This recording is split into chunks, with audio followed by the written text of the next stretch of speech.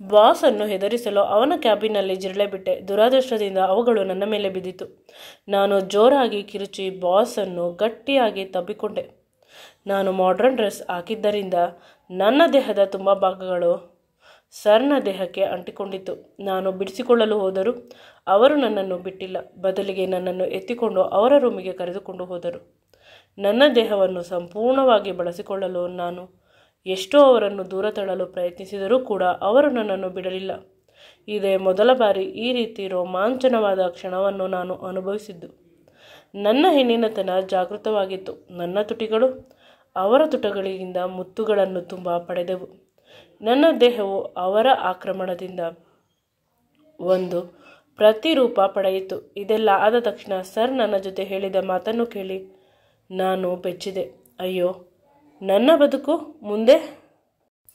ನನ್ನ ಹೆಸರು ಸೌಮ್ಯ. ನಾನು ತೀರಾ ಬಡ ಕುಟುಂಬದಿಂದ ಬಂದವಳು. ಅಪ್ಪ ಅಮ್ಮ ಇಬ್ಬರು ತಂಗಿಯಂದಿರನ್ನು ಸಾಕಬೇಕಿತ್ತು. ಅದಕ್ಕಾಗಿ ನನ್ನ ಬಾಲ್ಯ ತುಂಬ ಕಷ್ಟದಿಂದ ಕೂಡಿತ್ತು. ಯಾವಾಗಲೂ ನನ್ನ ಮನೆಯ ಜನರನ್ನು ನಾನು ಸಾಕಬೇಕು. ಇದೇ ರೀತಿ ಕಷ್ಟದಿಂದ ನೋವಿನಿಂದ ಕುರಿತು ನನ್ನ ಬಾಲ್ಯದಲ್ಲಿ ಒಂದು ದಿನವೂ ಕೂಡ ನಾನು ನೆಮ್ಮದಿಯಾಗಿ ನಿದ್ರಿಸುತ್ತಿರಲಿಲ್ಲ. ಬದಲಾಗಿ ನನ್ನ ಅಪ್ಪ ಅಮ್ಮನಿಗೆ ನನ್ನ ತಂಗಿಯಂದಿರಿಗೆ ಒಂದು ಸುಂದರವಾದ ಬದುಕನ್ನು ಕೊಡಬೇಕು. ಅದಕ್ಕಾಗಿ ನಾನು ಪ್ರತಿದಿನವೂ ಹೋರಾಟ ಮಾಡುತ್ತಿದ್ದೆ. ಸಂಬಂಧಿಕರು ತುಂಬ ಅವಮಾನ ಮಾಡುತ್ತಿದ್ದರು. ನಾವು ಬಡವರು ಅಂತ ನಮ್ಮನ್ನು ಯಾವಾಗಲೂ ಕೂಡ ಬಡವರಾಗಿ ನೋಡುತ್ತಿದ್ದರು. ಇದು ಯಾವಾಗಲೂ ತುಂಬ ನೋವಾಗುತ್ತಿತ್ತು. ಕಾಲ ಇನ್ನೂ ಮುಗಿದಿಲ್ಲ. ನಾನು ದೊಡ್ಡವಳಾಗಬೇಕು, ಒಂದು ದೊಡ್ಡ ಕೆಲಸಕ್ಕೆ ಸೇರಬೇಕು ಅಂತ ಪ್ರತಿದಿನ ಹೋರಾಟ ಮಾಡುತ್ತಿದ್ದೆ. ಅದರ ಪರವಾಗಿ 10th ಮತ್ತು PUCಯಲ್ಲಿ ಒಂದು ಒಳ್ಳೆಯ ರಿಸಲ್ಟ್ ಬಂತು. ಇಂಜಿನಿಯರಿಂಗ್ ಸೀಟ್ ಸಿಕ್ಕಿತು. ಅದು ಕೂಡ ತುಂಬ ಕಷ್ಟವಾಗುತ್ತಿತ್ತು. ಗೌರ್ಮೆಂಟ್ ಸೀಟ್ ಫೀಸ್ ಕಟ್ಟಲು ಕೂಡ ನಮ್ಮ ಬಳಿ ದುಡ್ಡಿರಲಿಲ್ಲ.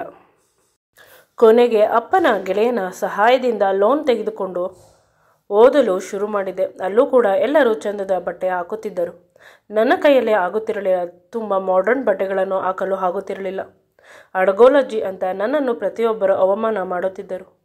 ನನ್ನ ಮರ್ಯಾದೆ ತೆಗೆಯುತ್ತಿದ್ದರು. ಆದರೆ ಪರವಾಗಿಲ್ಲ, ಮುಂದೆ ಆಗುವ ಒಳ್ಳೆಯ ದಿನಗಳಿಗಾಗಿ ಈ ಕಷ್ಟದ ದಿನಗಳನ್ನು ಸಹಿಸಿಕೊಳ್ಳುವುದು ತುಂಬ ಒಳ್ಳೆಯದು ಅಂತ ಅನಿಸುತ್ತಿತ್ತು. ನನಗೆ ನನ್ನ ತಂಗಿಯಂದಿರು ಮತ್ತು ಅಪ್ಪ ಅಮ್ಮ ನೆನಪಾಗುತ್ತಿದ್ದರು. ನನ್ನ ವಿದ್ಯಾಭ್ಯಾಸ ಬಹಳ ಕಷ್ಟಪಟ್ಟು ಮುಗಿಸಿದೆ. ಕಾಲೇಜಿಗೆ ನಾನೇ ಟಾಪರ್. ನನ್ನನ್ನು ಅಭಿನಂದಿಸಲು ಪ್ರತಿಯೊಬ್ಬರು ಕೂಡ ಮುಂದಾದರು.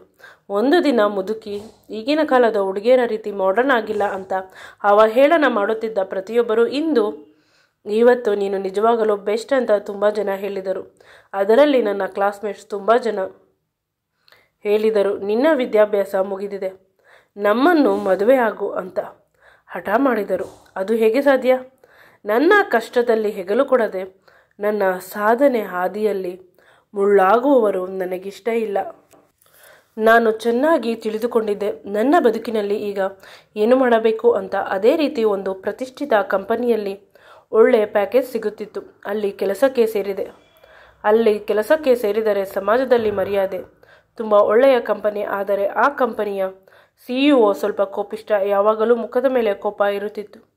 ಸಣ್ಣ ಪುಟ್ಟ ತಪ್ಪುಗಳು ಚೆನ್ನಾಗಿ ಬೈಯುತ್ತಿದ್ದ. ಆದರೂ ಕೂಡ ಸಂಬಳ ಚೆನ್ನಾಗಿ ಬರುತ್ತಿತ್ತು. ಆದ್ದರಿಂದ ಪ್ರತಿದಿನ ನಾನು ಅಡ್ಜಸ್ಟ್ ಮಾಡಿಕೊಳ್ಳುತ್ತಿದ್ದೆ. ಅಷ್ಟೊಂದು ಮನಸ್ಸಿಗೆ ಹಾಕಿಕೊಳ್ಳುತ್ತಿರಲಿಲ್ಲ. ಮೊದಲ ಸಂಬಳ ಬಂದಿತು. ಆ ಸಂಬಳದಲ್ಲಿ ದೇವರಿಗೆ ಹರಕೆ ತೀರಿಸಿದೆ. ಅಪ್ಪ ಅಮ್ಮ ತುಂಬ ಖುಷಿಪಟ್ಟರು.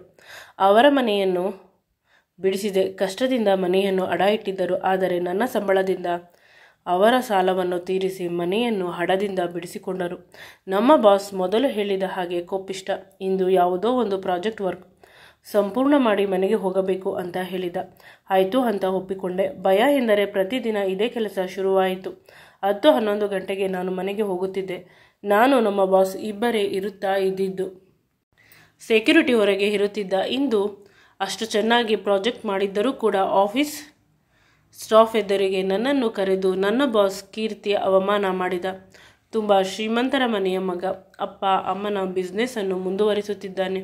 ಇಲ್ಲಿ ಬಿಟ್ಟು ಬಿಡೋಣ ಅಂದರೆ ಇಷ್ಟೊಂದು ಪ್ಯಾಕೇಜ್ ಬೆಂಗಳೂರಿನಲ್ಲಿ ಇನ್ಯಾವ ಕಂಪನಿಯಲ್ಲೂ ಕೂಡ ಕೊಡುವುದಿಲ್ಲ. ಆದರೆ ನನ್ನ ತಾಳ್ಮೆಗೂ ಕೂಡ ಒಂದು ಲಿಮಿಟ್ ಇದೆ. ಈ ತಿಂಗಳು ಕಂಪ್ಲೀಟ್ ಆದ ತಕ್ಷಣ ಕೆಲಸ ಬಿಟ್ಟು ಬಿಡೋಣ ಅಂತ ನಾನು ಮನಸ್ಸಿನಲ್ಲಿ ಲೆಕ್ಕ ಹಾಕುತ್ತಿದ್ದೆ. ಆಗ ಇದ್ದಕ್ಕಿದ್ದಂತೆ ಒಂದು ಆಲೋಚನೆ ಬಂತು. ನನ್ನ ಬದುಕು ತುಂಬ ಕಷ್ಟದಲ್ಲಿ ಸಿಲುಕುತ್ತದೆ. ಅವರಿಗೆ ಎದುರು ಹಾಕಿಕೊಳ್ಳಬಾರದು. ಎದುರು ಹಾಕಿಕೊಂಡರೆ ನನ್ನ ಬದುಕು ಸಂಪೂರ್ಣವಾಗಿ ಹಾಳಾಗಿ ಹೋಗುತ್ತದೆ.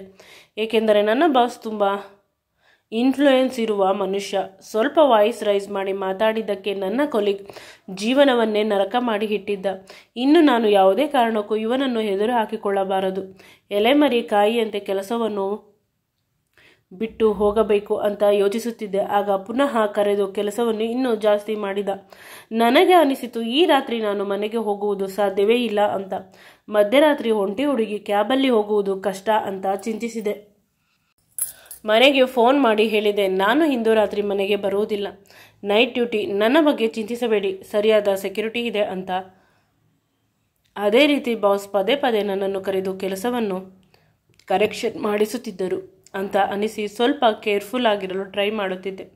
ಆದಷ್ಟು ಕಾನ್ಷಿಯಸ್ ಆಗಿ ಇರಲು ಅವನಿಂದ ದೂರವಿರುತ್ತಿದ್ದೆ. ಆದರೆ ಅವನು ನನ್ನ ಹತ್ತಿರ ಪದೇ ಪದೇ ಬರುತ್ತಿದ್ದ. ತಪ್ಪಿಸಿಕೊಳ್ಳಲು ಒಂದು ಉಪಾಯ ಯೋಚಿಸಿದೆ. ನನ್ನ ಕ್ಯಾಬ್ ಹತ್ತಿರ ಒಂದು ಜಿರಳೆ ಓಡಾಡುತ್ತಿತ್ತು. ಅದನ್ನು ತೆಗೆದುಕೊಂಡು ಹೋಗಿ ಸರ್ ಡ್ರಾಯರಲ್ಲಿ ಬಿಟ್ಟೆ. ಸರ್ ವಾಶ್ರೂಮ್ಗೆ ಹೋಗಿದ್ದಾಗ ಅವರಿಗೆ ಜಿರಳೆ ತೊಂದರೆ ಮಾಡಲಿ ಅಂತ. ವಾಶ್ರೂಮಲ್ಲಿ ಜಿರಳೆ ಇದ್ದಿದ್ದಕ್ಕೇನೋ ಅವರು ಅರ್ಧಂಬರ್ಧ ಬಟ್ಟೆಯಲ್ಲಿ ಹೊರಗೆ ಓಡಿ ಬಂದರು. ಸೆಕ್ಯೂರಿಟಿ ಇಬ್ಬರಿಗೂ ಕೂಡ ಊಟ ತರಲು ಹೋಗಿದ್ದ. ನಾನು ವಿಧಿ ಇಲ್ಲದೆ ಹೋಗಲೇಬೇಕಿತ್ತು. ಇಲ್ಲವಾದರೆ ನಾನು ಜಿರಳೆ ಬಿಟ್ಟಿದ್ದು ಅಂತ ಅವರಿಗೆ ಅನುಮಾನ ಬರುತ್ತದೆ ಅಂತ ಓಡಿ ಹೋಗಿ ನಾಟಕ ಮಾಡಿದೆ. ಸರ್ ಏನಾಯಿತು ಅಂತ. ಸರ್ ನನ್ನನ್ನು ಗಟ್ಟಿಯಾಗಿ ಬಂದು ತಬ್ಬಿಕೊಂಡರು. ನಾನು ಕೂಡ ಅವರನ್ನು ತಬ್ಬಿಕೊಂಡೆ. ಇತ್ತೀಚೆಗೆ ನಾನು ಮಾಡರ್ನ್ ಡ್ರೆಸ್ಸನ್ನು ಹಾಕುತ್ತಿದ್ದೇನೆ. ಅವರನ್ನು ತಬ್ಬಿಕೊಂಡ ತಕ್ಷಣ ನನ್ನ ಮೈಯಲ್ಲಿ ಒಂದು ಹೊಸ ರೀತಿಯ ಕರೆಂಟ್ ಉತ್ಪತ್ತಿಯಾಯಿತು. ಅವರೂ ಕೂಡ ನನ್ನನ್ನು ತಬ್ಬಿಕೊಂಡರು. ಇಬ್ಬರ ಉಸಿರು ಒಂದಾಯಿತು. ನಂತರ ನಾನು ಬಿಡಿಸಿಕೊಳ್ಳಲು ಪ್ರಯತ್ನಿಸಿದರೂ ಸರ್ ನನ್ನನ್ನು ಬಿಟ್ಟಿಲ್ಲ. ಅವರ ಎರಡೂ ಕೈಗಳನ್ನು ಗಟ್ಟಿಯಾಗಿ ಹಿಡಿದುಕೊಂಡು ನನ್ನ ಕೆನ್ನೆಯ ಮೇಲೆ ನನ್ನ ತುಟಿಗಳಿಗೆ ನಿರಂತರವಾಗಿ ಮುತ್ತುಗಳನ್ನು ಕೊಟ್ಟರು. ನಾನು ಕೂಡ ಸಹಕರಿಸಿದೆ. ನಂತರ ನನ್ನನ್ನು ಎತ್ತುಕೊಂಡು ಹೋಗಿ ಅವರ ಪ್ರೈವೇಟ್ ರೂಮಿನಲ್ಲಿ ಮಲಗಿಸಿದರು. ಮೊದಲು ನನಗೆ ಕಸಿಬಿಸಿ ಆಯಿತು. ಆದರೆ ಅವರು ಹತ್ತಿರ ಬಂದಷ್ಟು ಇನ್ನೂ ಹತ್ತಿರ ಬರಲಿ, ಇದು ಯಾವುದೋ ಜನ್ಮದ ಅನುಬಂಧ ಅನಿಸಲು ಶುರುವಾಯಿತು. ಇಬ್ಬರು ಯಾವುದೇ ರೀತಿಯ ಕಂಪ್ಲೇಂಟ್ ಮಾಡದೆ ಒಬ್ಬರಿಗೆ ಒಬ್ಬರು ಹತ್ತಿರವಾದೆವು. ನನ್ನನ್ನು ಅವರು ಆಕ್ರಮಿಸಿದರು, ಅವರನ್ನು ನಾನು ಆಕ್ರಮಿಸಿದೆ. ಪ್ರೀತಿಯಿಂದ, ಕಾಮದಿಂದ.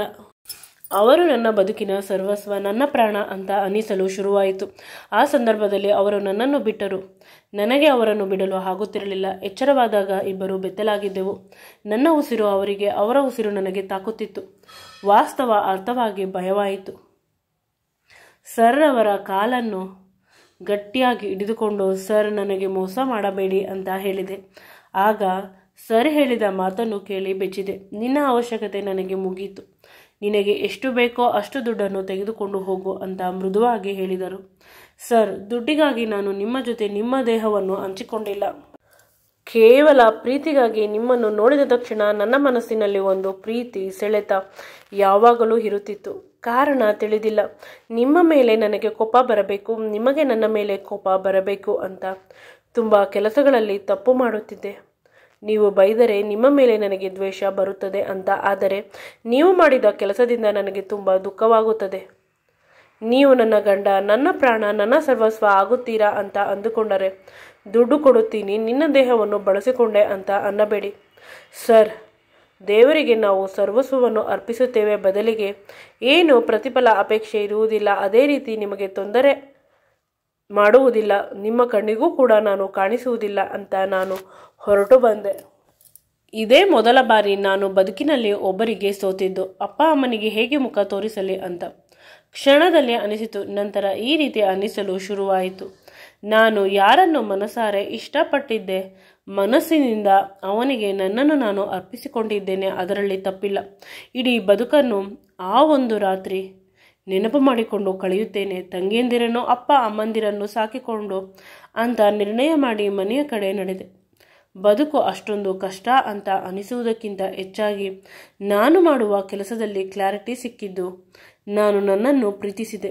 ನನ್ನ ಮನಸ್ಸು ಹೇಳಿದವನ ಜೊತೆ ರಾತ್ರಿ ಕಳೆದೆ ಅಂತ ಮನೆಗೆ ಹೋಗಿ ಮಲಗಿದೆ. ಅಪ್ಪ ಅಮ್ಮ ಎಷ್ಟು ಕರೆದರೂ ರೂಮಿನ ಬಾಗಿಲನ್ನು ತೆಗೆಯಲಿಲ್ಲ. 2-3 ದಿನ ಕೆಲಸಕ್ಕೆ ಹೋಗಿಲ್ಲ. ತುಂಬ ಮನೆಯಲ್ಲಿ ಎಲ್ಲರೂ ನನ್ನ ಬಳಿ ಈ ವಿಷಯದ ಬಗ್ಗೆ ಮಾತನಾಡಲು ಹೆದರಿಕೊಳ್ಳುತ್ತಿದ್ದರು. ಇಂದು ಸಾಯಂಕಾಲ 4 ಗಂಟೆ ಗೋಡೆಯನ್ನು ನೋಡಿಕೊಂಡು ಮಲಗಿದ್ದವಳಿಗೆ ತಂಗಿ ಬಂದು ಕಿವಿಯಲ್ಲಿ ಹೇಳಿದಳು, ಅಕ್ಕ, ನಿಮ್ಮ ಆಫೀಸ್ನ ಬಾಸ್ ಅಂತೆ ಬಂದಿದ್ದಾರೆ, ನಾನು ಉಟ್ಟ ಬಟ್ಟೆಯಲ್ಲಿ ಹೊರಗೆ ಬಂದೆ. ಅವರನ್ನು ನೋಡಿ ಭಯವಾಯಿತು. ಆದರೆ ಅವರು ಮುಖ್ಯವಾಗಿ ನನ್ನನ್ನೇ ನೋಡುತ್ತಾ ಇದ್ದರು. ಅವರ ಜೊತೆ ಇಬ್ಬರು ಹೆಂಗಸರು, ಇಬ್ಬರು ಗಂಡಸರು ಇದ್ದರು. ಕೈ ತುಂಬ ಎಲ್ಲರೂ ವಿಧ ವಿಧವಾದ ಸಾಮಾನುಗಳನ್ನು ತಂದಿದ್ದರು. ನನಗೇನು ಅರ್ಥವಾಗಲಿಲ್ಲ. ನಾನು ಕೆಲಸ ಬಿಟ್ಟಿದ್ದನ್ನು ಮನೆಯಲ್ಲಿ ಹೇಳಿಬಿಡುತ್ತಾರೆ. ಇನ್ನು ಅಪ್ಪ ಅಮ್ಮ ಟೆನ್ಷನ್ ಆಗುತ್ತಾರೆ. ಇನ್ನು ಹೊಸ ಕೆಲಸವನ್ನು ನಾನು ಹುಡುಕಿಕೊಂಡಿಲ್ಲ ಅಂತ ಚಿಂತೆ ಮಾಡುತ್ತಿದ್ದೆ. ಆಗ ಅಮ್ಮ ಹೇಳಿದರು, ನಿನ್ನನ್ನು ಮದುವೆ ಮಾಡಿಕೊಳ್ಳಲು ಕೇಳಲು ಬಂದಿದ್ದಾರೆ, ಯೋಚಿಸಿ ನಿರ್ಧಾರ ಮಾಡು, ನಮ್ಮನ್ನು ಮನಸ್ಸಿನಲ್ಲಿ ಇಟ್ಟುಕೋ ಅಂತ ಹೇಳಿದರು. ಕೊನೆಗೆ ಸರ್ ನನ್ನ ಕೆಳಗಡೆ ಮಂಡಿ ಊರಿ ಕುಳಿತು ಕೇಳಿದರು, ಪ್ಲೀಸ್ ನನ್ನನ್ನು ಮದುವೆ ಆಗುತ್ತೀಯಾ? ನಿನ್ನ ಬದುಕಿನಲ್ಲಿ ಬಣ್ಣವನ್ನು ತುಂಬಲು ಒಂದು ಅವಕಾಶ ಮಾಡಿಕೊಡು ಅಂತ. ಅವರ ಕೈಯಲ್ಲಿದ್ದ ರಿಂಗನ್ನು ನನ್ನ ಕೈಗೆ ತೊಡಿಸಿದರು. ನಾನು ಏನಾಗುತ್ತಿದೆ ಅಂತ ತಿಳಿಯುವುದರೊಳಗೆ ಅವರು ನನ್ನ ಕೈಗೆ ರಿಂಗನ್ನು ತೊಡಿಸಿದ್ದಾರೆ. ನನಗೂ ಕೂಡ ಅವರ ಮೇಲೆ ಪ್ರೀತಿ ಇದ್ದುದರಿಂದ ಈ ಮದುವೆಗೆ ಒಪ್ಪಿಕೊಂಡೆ. ಆಕಾಶದಲ್ಲಿರುವ ಚಂದ್ರ ನನ್ನ ಮಡಿಲಿಗೆ ಬಂದು ಬಿದ್ದಿದೆ. ಇದಕ್ಕಿಂತ ದೊಡ್ಡದು ಈ ಬದುಕಿಗೆ ಇನ್ನೇನು ಸಿಗಬೇಕು ಅಲ್ಲವೇ? ಈ ಅದೃಷ್ಟಕ್ಕೆ ನಾನು ಬೆರಗಾದೆ. ಈ ವಿಡಿಯೋ ನಿಮಗೆ ಇಷ್ಟವಾಗಿದ್ದಲ್ಲಿ ನನ್ನ ಚಾನಲನ್ನು ಲೈಕ್ ಮಾಡಿ, ಶೇರ್ ಮಾಡಿ ಮತ್ತು ಸಬ್ಸ್ಕ್ರೈಬ್ ಮಾಡಿ. Thank you.